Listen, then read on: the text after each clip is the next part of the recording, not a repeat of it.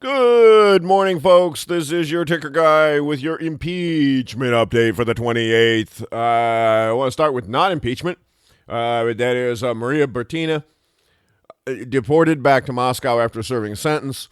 Folks, there was much strum and furor about this over the last couple of days, and frankly, that's just total bullshit.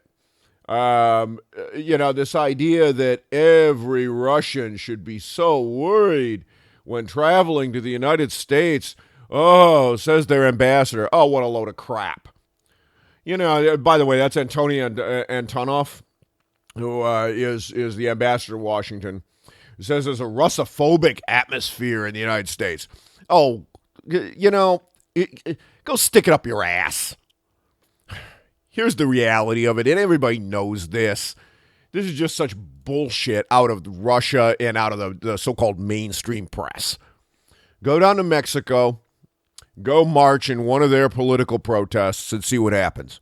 I will tell you what happens. Actually, don't go do it, and I'll tell you why. First off, you're going to go to prison. And secondly, you're going to get deported. And after you get deported, you're never going to be allowed back in the country again. You're going to be blackballed. In fact, in virtually every single country in the world, if you as a non-citizen show up there and try to participate through subterfuge, or even openly in many cases, Mexico being one of those, in the political process there, as a non-citizen, as somebody who comes into the country under a tourist visa or a student visa or something other than what you're really doing, you're going to get arrested, you're going to get deported, and you're going to get blackballed. If you come into this country or any other country claiming to be here as a tourist, as a scholar, as a something, and that's not your true purpose, you lied, you are committing an offense. It is, in many cases, a criminal offense. You are attempting to interfere in the political atmosphere of another country where you have no right to be and no right to vote, and you should be busted, deported, and barred, period. I enjoy travel. I have enjoyed travel in other countries. If I go to travel to another country for the purpose of tourism, well, guess what? I'm a freaking tourist. I don't go running around in Canada when I'm in Canada telling them what I think about their political system in Canada. It's none of my effing business. Maria comes over here and gets involved in the politics of America, which she had no right to do. Now, there is actually a legal way in America to do it. You have to register as a foreign agent, and you have to tell people what you're doing. You have to get a visa if you're from a country that requires visas, and you have to make a declaration that this is why you're here. This is what you're doing. And under a substantial number of circumstances, if you do that and you're honest, it's okay. Why? Because, well, we're a freer country than most of those others.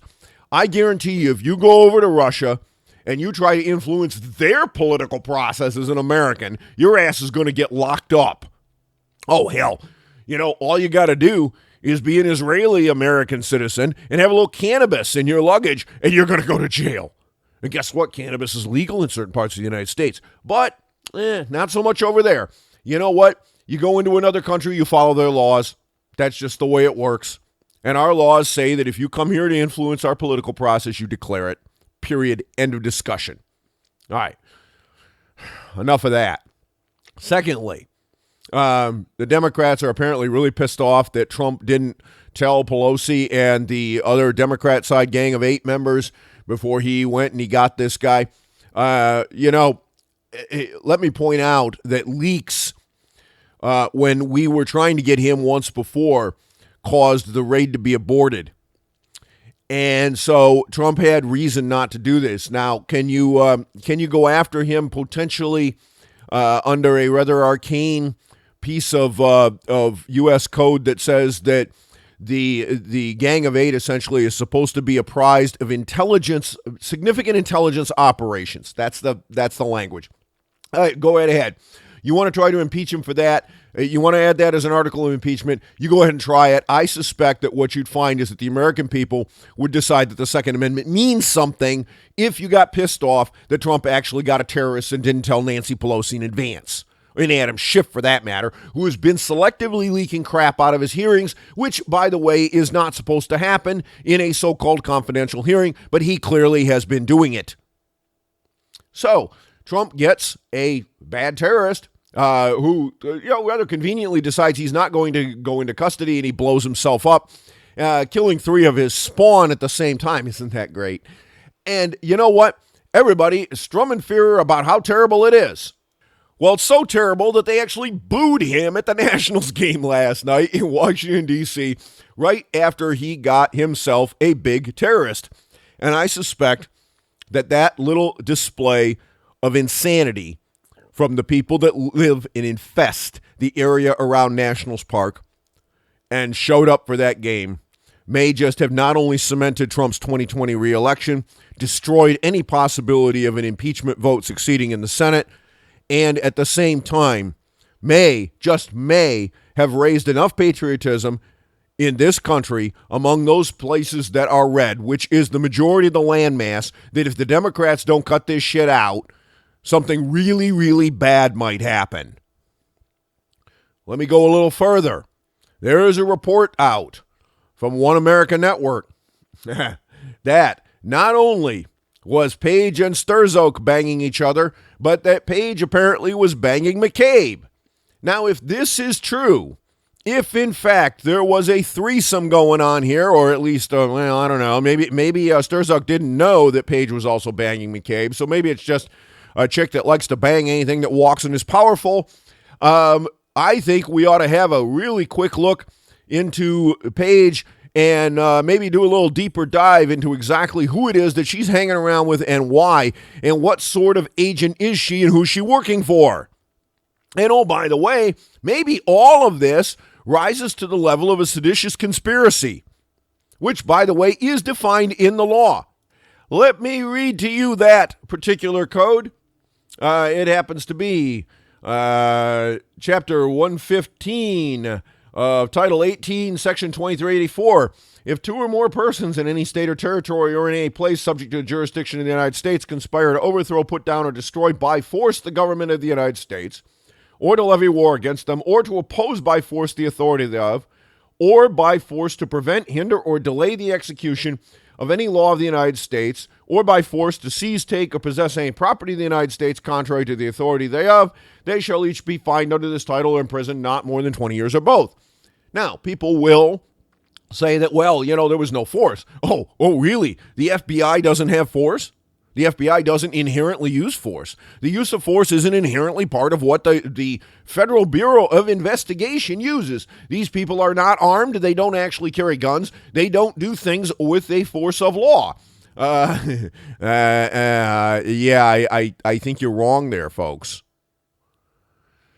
Does that actually do we get there? I don't know that this has ever been tried because, frankly, I don't know that we've ever had people within the FBI and the DOJ attempt to depose a sitting president through what appears to be an active lovers triangle conspiracy.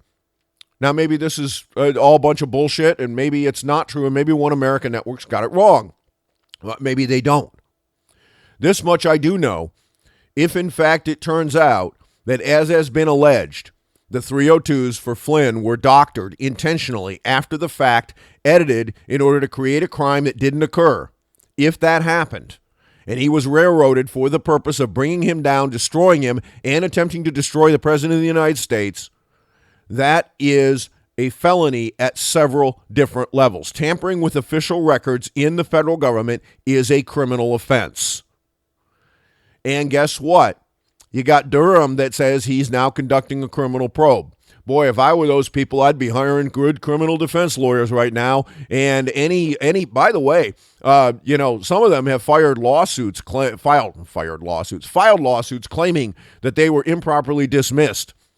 Well, you know what? If there is evidence that there was an affair going on between subordinates and superiors, not only are you going to lose that lawsuit, you're going to get sanctioned, and so is your lawyer.